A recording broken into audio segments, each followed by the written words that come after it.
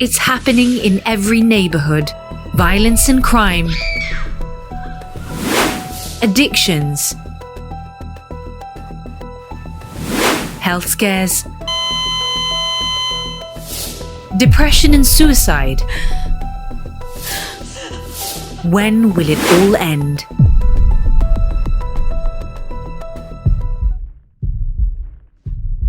Available to help you in this very moment in our program Problems and Solution. That's the reason why you can type at the comment section now your challenge or the problems that you want to overcome in your life. You can share the link as well of this program for us to help those who are in suffering and those who are in pain for them to be delivered and set free. In this very moment, I want to talk to you if you're feeling depressed, anxious about something. Maybe you cannot sleep well during the night because of the problems which you are passing through, you are facing in your life. Believe that the Lord Jesus Christ is here, willing to help you. Yeah, that's not the end of your life. God is here to help, to set you free. The only thing you have to do is to use your Pananam Palataya. Believe that the Holy Spirit, through myself, is talking to you right now. There is a way out for your problems. There is a way out for your situation.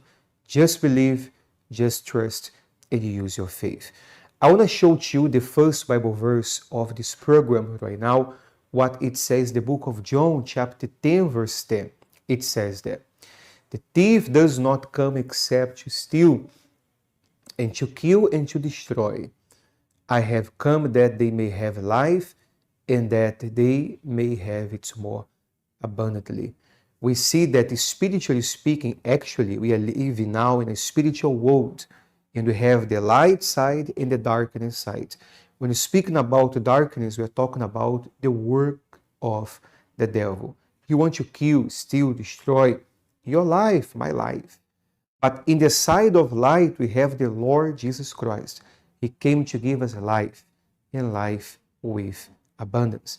And that's what God, He wants to do in your life. He wants to take away the darkness, and He wants to show His light upon your life.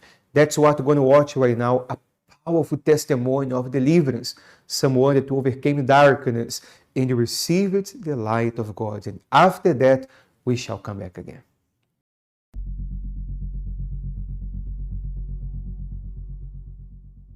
The night is almost over. The world is asleep. Yet millions of people are still struggling to find rest. For some, sleep never comes. And when they finally lie down, their mind won't stop. Stress, anxiety, racing thoughts bombard them. Others are afraid of the dark. Fear begins the moment they close their eyes. The body is tired, but the brain refuses to rest. For others, sleep comes, but it doesn't stay. Nightmares and bad dreams haunt them. As a result, they wake up tired, with headaches and struggling to focus. Careers suffer, relationships weaken, mental health declines. Many end up depressed, sick, and yet so many suffer in silence. And perhaps you are one of them. But you don't know how to help yourself. There is hope for you. Help exists. Don't stay silent. Through the power of faith, you will overcome these struggles. All you need is the courage to commit yourself to this chain of prayer for freedom, healing, and deliverance. Join us every Friday at 7 p.m. Other service times are available throughout the day: 7 a.m., 10 a.m., 12 noon, 3 p.m., and 5 p.m. Simbahang Universal, General Rojas Avenue, Araneta City, Cubao, or at any Simbahang Universal near you.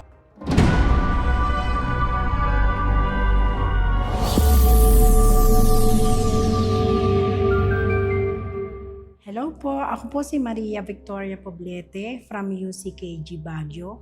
Nais ko lamang pong ibahagi yung napakalaking ginawa ng Diyos sa aking buhay na inakala ko pong imposible na malagpasan ko to, pero sa Diyos wala pong imposible. Nakaranas po ako ng matinding depresyon dahil sa aking marriage, sa aking kalusugan, at sa financial. Nangyari po ito simula nung ako po ay nag-asawa. Nagkaroon po kami ng matinding problema dahil sa bisyo ng aking asawa na kung saan nagkaroon ng marami kaming utang dahil sa kanyang bisyo. Lahat ng aming tinayong negosyo, ilang beses po bumabagsak, hindi po nakakatagal dahil isinusugal niya po yung, hindi lang po yun, sinusugal niya yung mga bawat pera na dumadating kita, lahat po, pati mga anak ko nagkakaroon na ng problema sa eskwelahan dahil hindi na po ako nakakabayad. So paiba-iba po hanggang sa nagkalayo-layo na kami dahil hindi na po namin sila kayang sustentuhan dahil sa kagagawa ng aking asawa. At hindi lang po yun, nagkaroon pa rin siya ng bisyo ng drugs, nagkaroon din siya ng bisyo ng pambababae, panginom, halos lahat nasa kanya na. Ang pinakamahirap lang po talagang tanggapin ay nagkaroon siya ng malaking utang, iniwanan niya po ako sa mga time na marami pong sumusugod sa aming bahay, nagkaroon po ng maraming mga tao na nag-iiskandalo, pulis, marami po, demanda rito, demanda doon, pero wala po sa akin tumulong. Hindi po nagpapakita yung aking asawa. Umiiwas po siya at doon ako nagkaroon ako ng galit sa aking asawa, nagkaroon ako ng depression. Gabi-gabi iniisip ko na talagang hindi po ako nakakatulog 3 araw, hindi po ako makakain, wala po akong gana. Parang bagsak na bagsak po yung katawan ko sa kaiisip kung paano ko po harapin ito. At na dumating po yung point na talagang gusto ko na rin po talagang magpakamatay dahil ayoko na rin po talagang isipin yung nangyari sa buhay ko na yun. At sumunod po, nagkaroon din po ako ng malaki ding pagkakautang dahil sa hangarin ko po na mabayaran yung utang ng aking asawa na talagang hindi lang po talaga ordinaryong utang lang, talagang napakalaki po. Ang nangyari po, mas lalong lumaki pa po ang problema at talagang nagkaroon pa po ng sobrang depression pa po ang nangyari sa akin na talagang wala nga, zero balance na po ako, wala na talaga, na parang inakala ko na pong nasa isang bilog po ako, na wala na po akong paglalabasan. Kupot na po yung buhay ko na yun. So nag-decide na po talaga akong magpakamatay. So yung depression po talagang napakahirap. Andun yung hindi ka na makakain, hindi ka na makatulog, parang galit ka na sa buhay mo, negatibo na ang kaisipan mo, talagang gusto mo talagang naisip ko na po talagang patayin yung asawa ko dahil po sa sobrang galit na ginawa niya sa akin. Hanggang sa dumating po yung UCKG sa buhay ko, may nag-invite po sa akin yung aking kapatid. So dito nagsimula na talagang nung unang simba ko po, nagbigay sa akin ng pag-asa kung ano po yung mga narinig ko sa lingkod ng Diyos. At yung lingkod ng Diyos, talaga pong itinuturo niya kung paano ba isolve lahat ng anumang mga problema na kinakaharap ng bawat tao, lalo na sa aking depresyon. So dito nagsimula yung hindi po ako nag-a-absent, na sinunod ko po yung payo ng pastor, ng mga lingkod po. Sinunod ko rin po yung mga purposes. At nagsimula po, nababago po yung buhay ko. At nagbigay po talaga yun ng pag-asa sa akin. At uma-attend po ako. Napakahalaga po na umattend dahil sa panalangin. At gusto ko pong makalaya yung mga deliverance po, yung mga ganyang purposes po.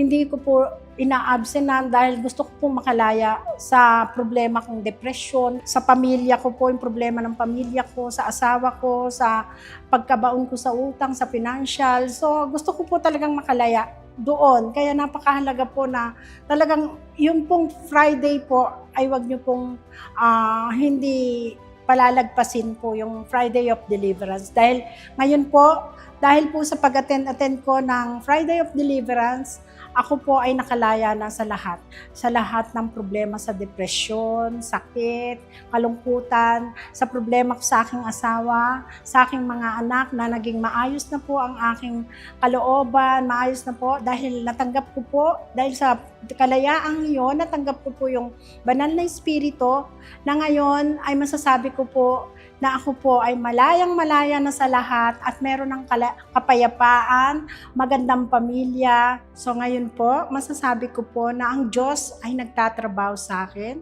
at hindi lang po doon, pati sa aking asawa na parehas na po kaming naglilingkod sa Diyos at yun po dahil po sa kalayaang ibinigay sa akin ng Diyos.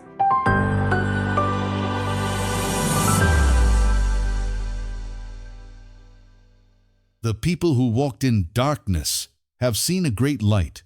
Those who dwelt in the land of the shadow of death, upon them a light has shined.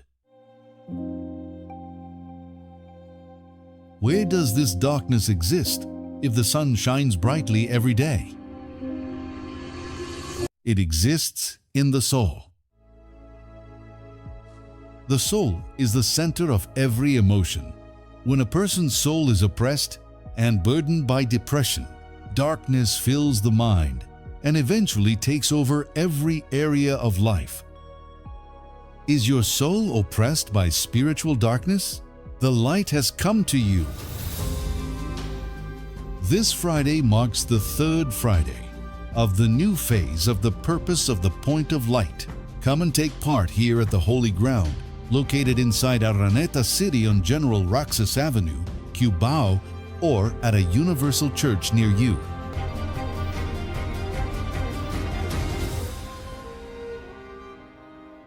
Second phase of the Point of Light, based on this Bible verse in the book of Psalms, chapter 4 and verse 8.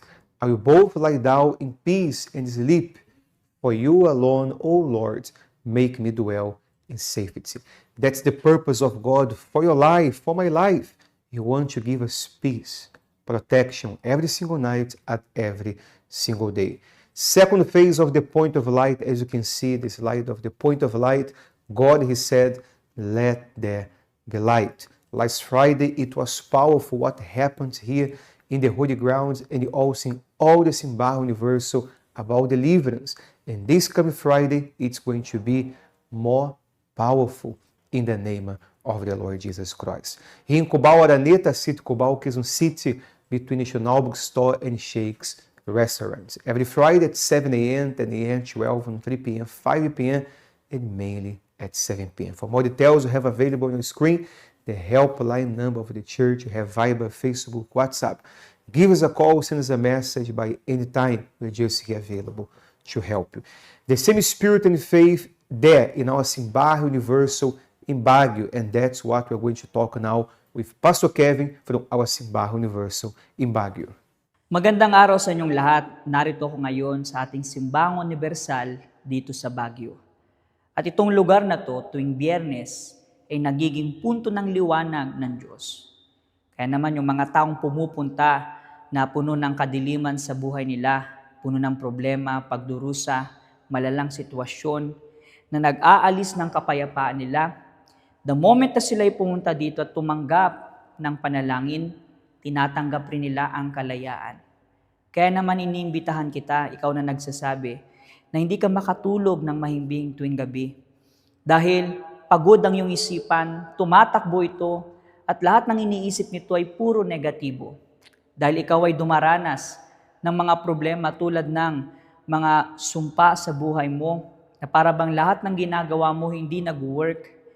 Siguro po puno ka ng problema sa pamilya mo, sa kalusugan mo, sa pinansyal mo, at hindi mo alam kung ano yung gagawin. At wala kang kapayapaan. Wala kang maayos na tulog. Walang direksyon ng buhay mo.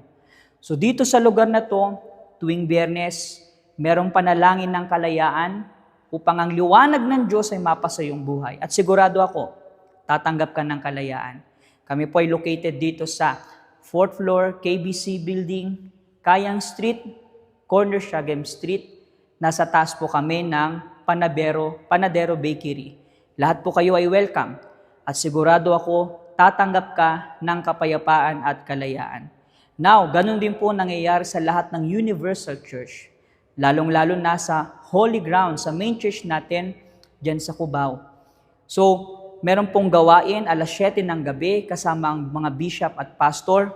Tatanggap po kayo ng kalayaan, ng liwanag ng Diyos. And again, ang kapayapaan na ito na kailangan mo ay naghihintay sa iyo. So, situated po ang ating simbahan ng Holy Ground Diyan sa may Araneta City, Cubao, General Rojas Avenue, sa tabi po yan ng National Bookstore, Quezon City. Pumunta po kayo, lahat ay welcome at tatanggap kayo ng kalayaan. Dahil ang liwanag ng Diyos ay mapapasa yung buhay. Excellent, Pastor Kevin. That's the spirit there in our church in Baguio. You can visit our church in Baguio as well throughout the country here in the Philippines and in all over the world. Friday, Point of Light, let there be light. From Monday to Friday during our program, we are talking to, actually, we have a lesson speaking about how to use your pananampalataya in an action way, taking action upon the Word of God. And tonight's program, one more episode, Faith in Action. After that, we shall come back.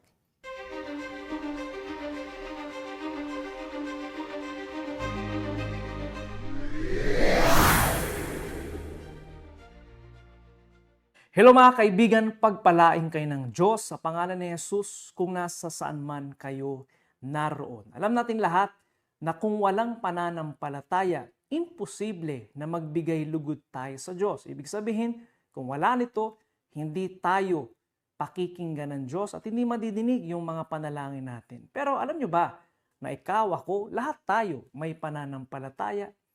Ang problema ay, kadalasan yung pananampalataya ng isang tao ay hindi gumagana. Kasi alam natin, kung yung pananampalataya walang gawa, walang aksyon, sinabi sa Biblia, ito ay patay. So kailangan mo na gumawa ng aksyon. And that's why sinabi dito ng Diyos kay Joshua, dito sa Joshua chapter 1 verse 9. Babasahin ko para sa inyo. Sabi dito, "Have I not commanded you? Be strong and of good courage. Do not be afraid, nor be dismayed. For the Lord your God is with you wherever you go." Pay attention sa sinabing una ng Diyos kay Joshua. I commanded you. Utos ito.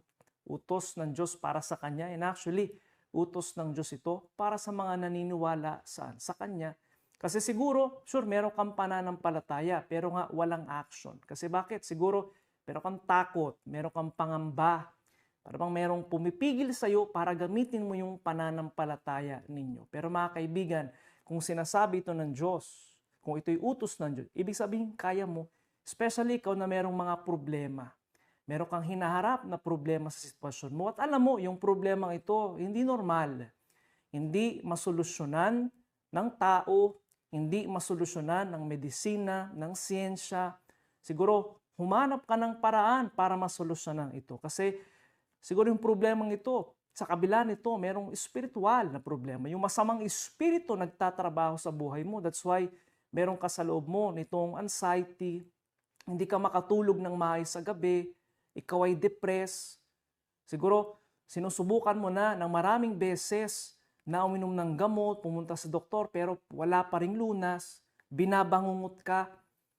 Sinubukan mo nang pumunta sa albularyo pero wala pa rin kasi nga yung problema ay spiritual. Mga kaibigan, gamitin mo yung pananampalataya mo kasi that's why kada Biyernes sa bawat simbahang universal dito sa buong mundo, and especially since nandito tayo sa Pilipinas, nandito tayo sa General Rojas Avenue, Cubao, Araneta City.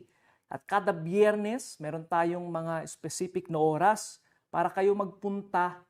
Yes, kasi kung pupunta kayo, anong ginagamit mo? Pananampalataya na may aksyon. And for sure, i-honor kayo ng Diyos. Yung ating oras ay alas 7 ng umaga, meron ding alas 10, alas 12, alas 3, alas 5, at especially alas 7 ng gabi. Kaya nga mga kaibigan, inaasahan ng Diyos na magpunta kayo and you will see yung kapangyarihan ng pananampalataya mo kung ito ay may gawa.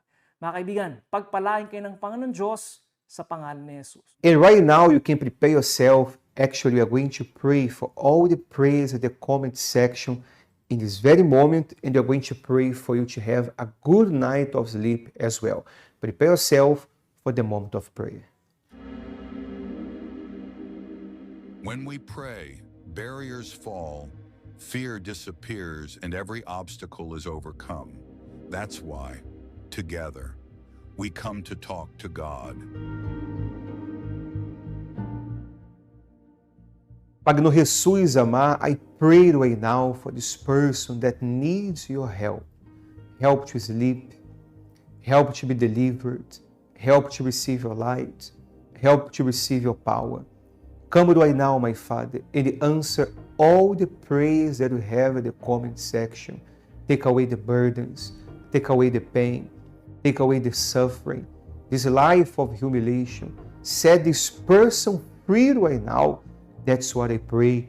Visit the son, the daughter, visit the siblings, the family members, the relatives of this person, and show your light for each one of them.